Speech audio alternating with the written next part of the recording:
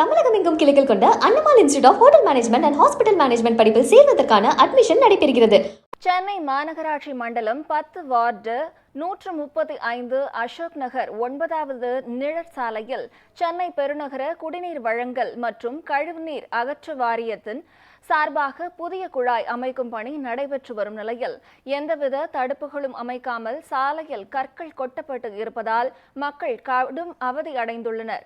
இதுகுறித்து பொதுமக்களிடம் செய்தியாளர் அன்பழகன் நடத்திய கலந்துரையாடலை தற்போது பார்க்கலாம்.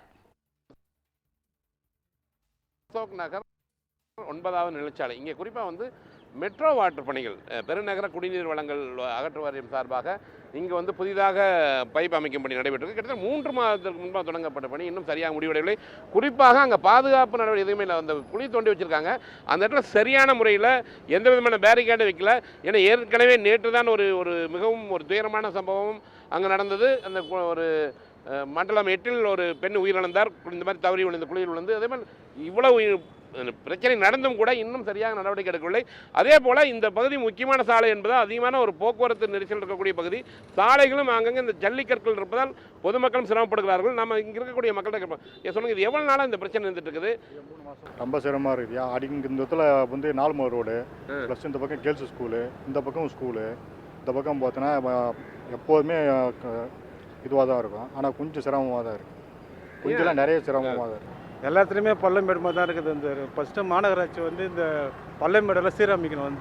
மழை காலத்துக்கு முன்னாடி மழை டைமில் தான் ஆரம்பிச்சிருக்காங்க. மழை காலத்துக்கு முன்னாடி ஆரம்பிக்கணும். அது குச்சி வைக்கணும். அது இது சார் ரொம்ப கஷ்டமாக இருக்குது. ஜனங்களுக்கு ஒரு வண்டி வேறு பாழாது, போகிறதுக்கு நடக்கவும் முடியல, கொல்லவும் முடியல. மழை வந்துன்னா அவ்வளோதான், இன்னும் கேட்கவே வேண்டாம். இப்பயே கொஞ்சம் ரெடி பண்ணி வச்சா ரொம்ப நல்லா இருக்கும் சார். இந்த கல்லம் கூட அப்புறப்படுத்த மாட்டாங்களா? கல்லெல்லாம் எங்கே சார் சொன்னால் கேட்கறதே இல்லை சார். அவங்க காதலையே வாங்குறதில்ல. காதில் வாங்கினா தானே நம்ம பாட்டுக்கு போகணும், அவங்க பாட்டுக்கு போயிட்டே இருப்பாங்க. ஒருத்தர் நோண்டுவாங்க, ஒருத்தர் போட்டு போகிறாங்க. இந்த கவர்மெண்ட் என்ன கவர்மெண்ட் தெரியல சார். எனக்கு யார் தான் பார்க்க போகிறாங்கன்னு தெரியல. ஆனால் நிறைய பேர் செத்தாலும் பார்க்க மாட்டாங்க. அவங்க யார் வேணால் விழுங்க, எப்படி வேணால் போங்கன்றாங்க. எப்படி இருந்தால் என்ன சார் என்ன பண்ணுறது? வண்டி டயர் போகுது, பள்ளத்தை நோண்டுறாங்க. ஒருத்தர் இன்னொருத்தர் மூடுறாங்க, ஒருத்தர் கைட்டி போட்டு போகிறாங்க. இதில் என்ன சார் இருக்குது? தண்ணி இப்போ போகுது, எவ்வளோ தண்ணி வேஸ்ட் ஆகுது.